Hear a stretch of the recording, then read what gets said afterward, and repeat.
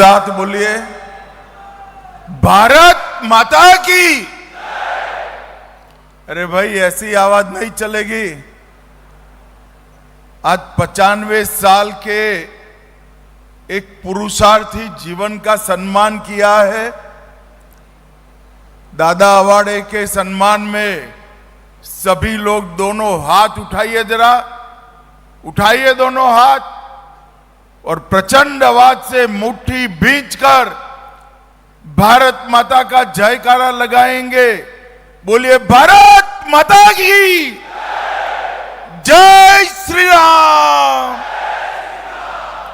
और एक बार शिवाजी महाराज का भी जयकारा लगाएंगे।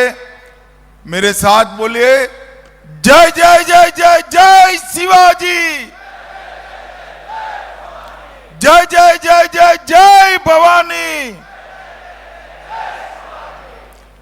आज के इस कार्यक्रम में मेरे साथ मंच पर उपस्थित महाराष्ट्र शासन के यशस्वी मुख्यमंत्री श्रीमान देवेंद्र फडणवीस जी, श्रीमान एकनाथ शिंदे जी, महाराष्ट्र शासन के लोकप्रिय उप मुख्यमंत्री, जरा जोर से ताली बजाना। आज जिनके सम्मान के लिए हम यहां आए, दादा अवाड़े जी के लिए जोर से ताली बजाना जरा।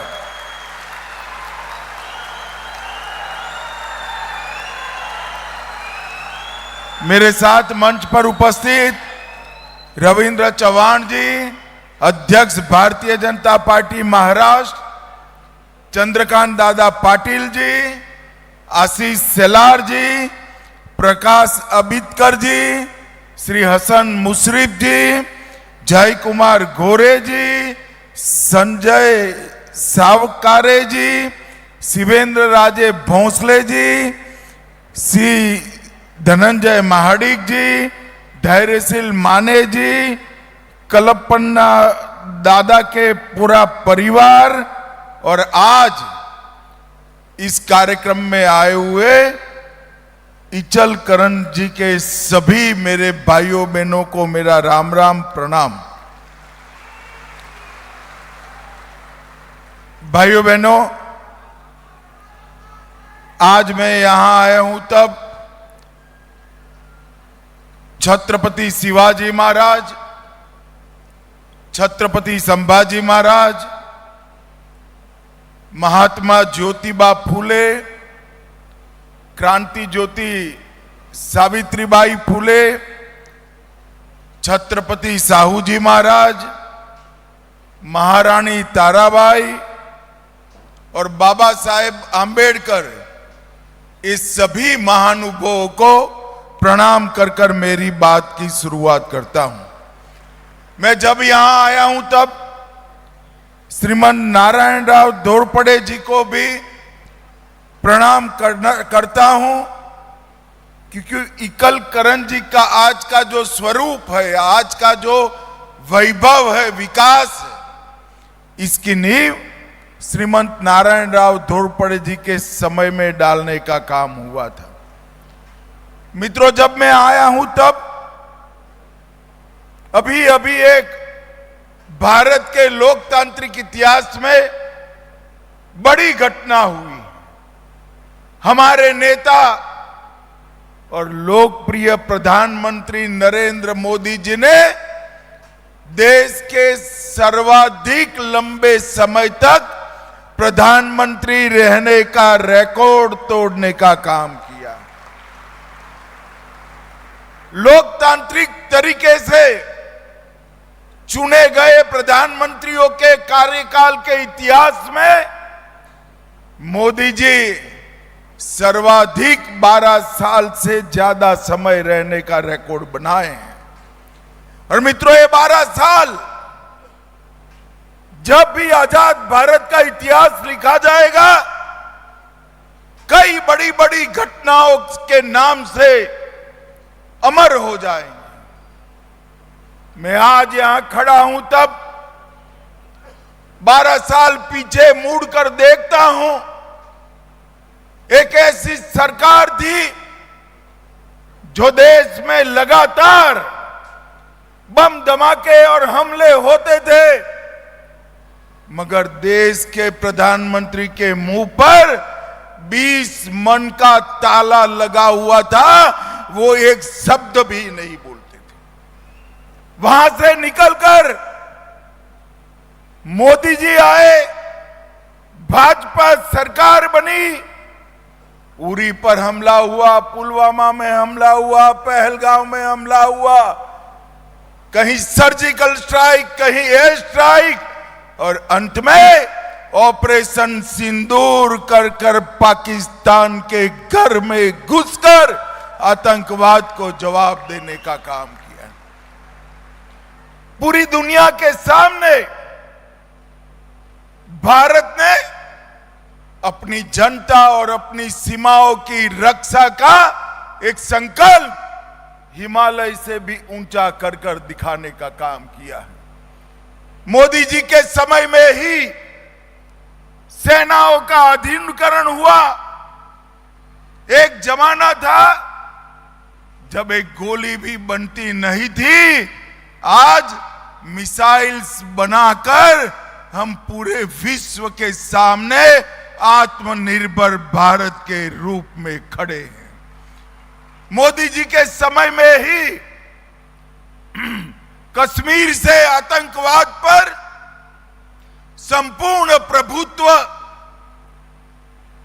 हमारी सुरक्षा एजेंसियों का आया, नॉर्थ ईस्ट शांत हुआ, और देखते देखते देखते 5 दशक पुराना नक्सलवाद आज भूतकाल बनकर रह गया है, देश नक्सलवाद मुक्त बन गया है।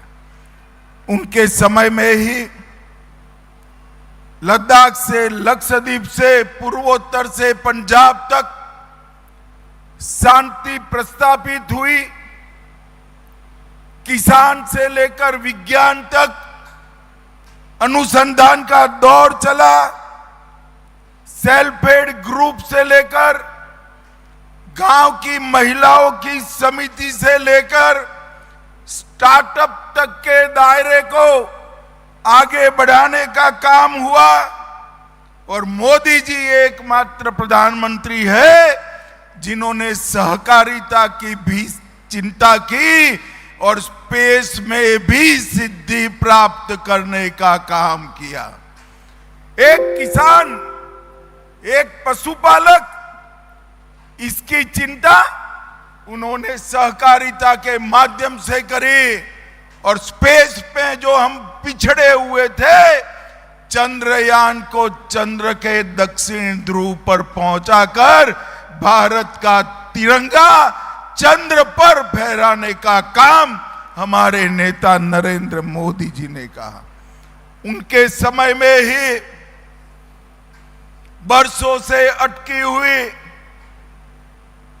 गले की फांस बनी हुई धारा 370 समाप्त हुई। उनके ही समय में ही अयोध्या में आसमान छूने वाला राम का मंदिर बनाने का काम भी हुआ। औरंगजेब ने तोड़ा हुआ बाबा विश्वनाथ का कॉरिडोर फिर से बना, महाकाल का लोक बना, और सोमनाथ का मंदिर भी स्वर्ण का बनने का काम हुआ है। उन्होंने विश्व में भारत की आवाज को सुनना पड़ेगा ये प्रस्तापित करने का काम किया। आज इंफ्रास्ट्रक्चर के क्षेत्र में 13,000 फीट पर सेला सुरंग, 10,000 फीट पर अटल सुरंग, सबसे लंबा अटल सेतु मुंबई में, और असम में लोहित नदी पर भूपेन हजारिका सेतु। ये सारे इंफ्रास्ट्रक्चर इंजीनियरिंग के क्षेत्र में अजूबा बने हुए हैं। उत्तर प्रदेश में 594 किलोमीटर लंबा गंगा एक्सप्रेस, 700 किलोमीटर लंबा बुंदेलखंड और पूर्वांचल एक्सप्रेस बनाने का काम भी नरेंद्र मोदी जी के समय में हुआ। Mumbai coastal road, bullet train और ग्रीन फील्ड एयरपोर्ट और वाधवान का बहुत बड़ा पोर्ट बनाने का काम भी उनके ही समय में हुआ। मित्रों, आज मैं यहां आया हूं तब आज महाराष्ट्र के इस क्षेत्र में आया हूं जिन्होंने देश को मीठा रखने का काम किया है। अगर एक कोल्हापुर और पश्चिम महाराष्ट्र की शुगर मिले न होना तो पूरा देश मीठा नहीं खा सकता, पूरा देश मीठा खा सकता है। इसका कारण आपके यहां के शुगर का उत्पादन है। नरेंद्र मोदी जी ने अपने समय में सहकारी चीनी मिलों के लिए ढेर सारे काम किए। देवेंद्र जी ने उसको हरी इडली गिनाया, मगर मैं पूरा हिसाब किताब देकर जाऊंगा और पूछूंगा कि जो सहकारी क्षेत्र के सबसे बड़े लोग यहां से गए उन्होंने अब तक क्या किया, ये कांग्रेस पार्टी ने क्या किया, इसका जवाब कांग्रेस पार्टी ने देना पड़ेगा। 2016 से देश के गन्ना किसान एक मांग कर रहे थे कि गन्ना फैक्ट्री से, शुगर फैक्ट्री से जो मुनाफा आता है उस पर टैक्स न लगे, कोई नहीं करता था। मगर नरेंद्र मोदी जी ने एक ही झटके में 46,000 करोड़ रुपए के इनकम टैक्स को माफ कर कर गन्ना मिलों को नया आयुष्य दिया है। जब कोरोना के बाद सभी गन्ना मिलें आर्थिक संकट में थी, मोदी जी ने निर्णय किया 10,000 करोड़ से ज्यादा ऋण सिर्फ महाराष्ट्र की गन्ना मिलों के लिए एनसीडीसी से दिया। जब मोदी जी आए उसके पहले इथेनॉल ब्लेंडिंग 1.5% था, 1.5%, परसों ही निर्णय हुआ है अब इसको 30% तक ब्लेंडिंग ले जाने का काम भारतीय जनता पार्टी की सरकार ने किया है। मल्टीफीड संयंत्र बनाए, इथेनॉल पर से जीएसटी 28 से घटाकर 5% किया और इंडियन पोटास लिमिटेड ने बंद पड़ी हुई शुगर मिलों को भी चालू करने का काम किया। मित्रों, हम महाराष्ट्र में जितनी भी सहकारी मिले हैं, कोऑपरेटिव सहकारी मिले, उसमें से कुछ मिले ऐसी हैं जो इथेनॉल का कारखाना नहीं डाल सकती, सीबीजी नहीं बना सकती, इसके आगे के केमिकल प्रोसेस कर कर साइट्रिक एसिड का निर्माण नहीं कर सकते हैं। हम यही पश्चिम महाराष्ट्र में कोल्हापुर जिले में ही एक कोऑपरेटिव संयंत्र भारत सरकार लगाने जा रही है 1500 करोड़ रुपए से, जो सभी चीनी मिलों के ये सारे प्रोडक्ट बनाकर इसका मुनाफा वापिस चीनी मिलों में भेजेंगे। और मैं देवेंद्र जी को कहना चाहता हूं, हमारी दरखास्त जैसे ही देवेंद्र जी के पास पहुंची, एक ही फोन कॉल में, अभी तो फोन रखकर मैं एक मीटिंग कर कर वापिस आया, देवेंद्र जी की स्वीकृति मिल गई और 3 महीने के अंदर ही ये संयंत्र कोल्हापुर में लगने जा रहा है। इसी तरह से national heavy engineering cooperative Pune और 1500 करोड़ लगाकर इस संयंत्र को हम फिर से चालू करेंगे, जो देश भर की और दुनिया भर में शुगर मिल सप्लाई करने का काम करेगा, डेयरी के संयंत्र बनाएगा, इथेनॉल के संयंत्र बनाएगा, साइट्रिक एसिड और गोबर से या सीरे से सीबीजी गैस बनाने का संयंत्र भी वहीं बना जाएगा। और ये संयंत्र बनाने का पूरा मुनाफा भी महाराष्ट्र की शुगर मिलों में वापस भेजा जाएगा, महाराष्ट्र की शुगर मिलों में। ये दो संयंत्र आने वाले दिनों में महाराष्ट्र की कोऑपरेटिव इंडस्ट्री को बहुत बड़ी ताकत देने वाले हैं। भाइयों बहनों, कांग्रेस पार्टी ने कभी किसानों की चिंता नहीं की। 10 साल तक वो आए, आज भी राहुल बाबा का भाषण सुनोगे, हमने किसानों का ऋण माफ किया था। अरे राहुल बाबा, जरा देश के किसानों को बताओ, 10 साल में आपने कितना ऋण माफ किया था? सिर्फ 60,000 करोड़ रुपया। इकल करेंसी वालों, जरा रिपीट करिए, कितना किया था ऋण माफ? 60,000 करोड़। जोर से बोलिए, कितना किया था? नरेंद्र मोदी जी ने ये 12 साल में, इन्होंने 10 साल में 60,000 करोड़ का ऋण माफ किया। मोदी जी ने ये 12 साल में 22 किस्तों के माध्यम से 4,28,000 करोड़ रुपया किसान के बैंक अकाउंट में डाला है। हर साल 6,000 रुपया मोदी जी डालते। एक और कांग्रेस ने 12 साल में, 10 साल में 60,000 करोड़ रुपया माफ किया। और दूसरी ओर नरेंद्र मोदी जी ने 12 साल में 4,28,000 करोड़ रुपया किसान को सीधा बैंक अकाउंट में जमा किया, चाहे ऋण लिया हो चाहे न लिया हो।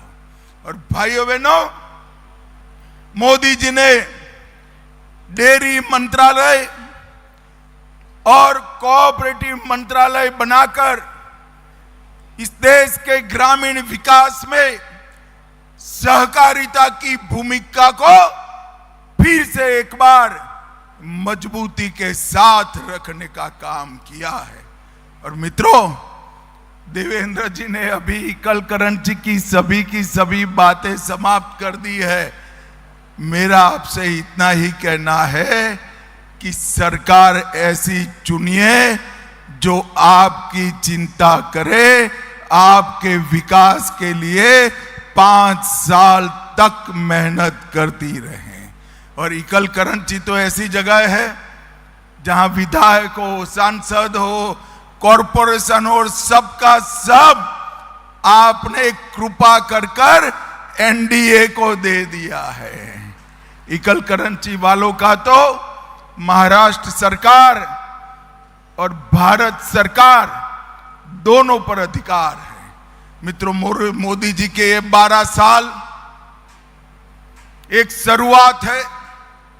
आने वाले दिनों में अनेक सालों तक भारतीय जनता पार्टी और एनडीए का शासन रहने वाला है।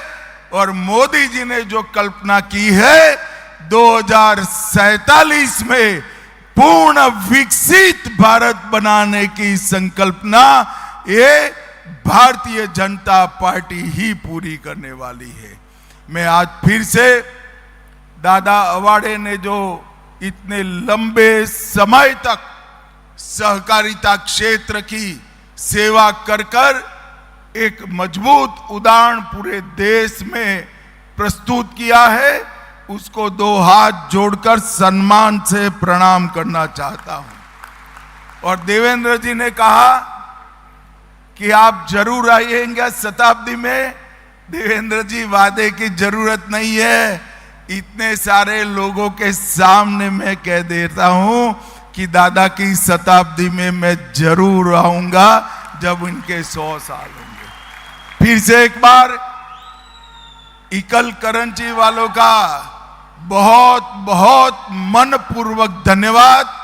आज यहां पर एक छोटा सा कार्यक्रम था, सहकारी बैंक के मुख्यालय का उद्घाटन और साकार कारखाने का दादा के नाम से एक नए सिरे से शुरुआत। इसमें आप इतनी बड़ी संख्या में आए, आप सभी का बहुत बहुत धन्यवाद। वंदे मातरम।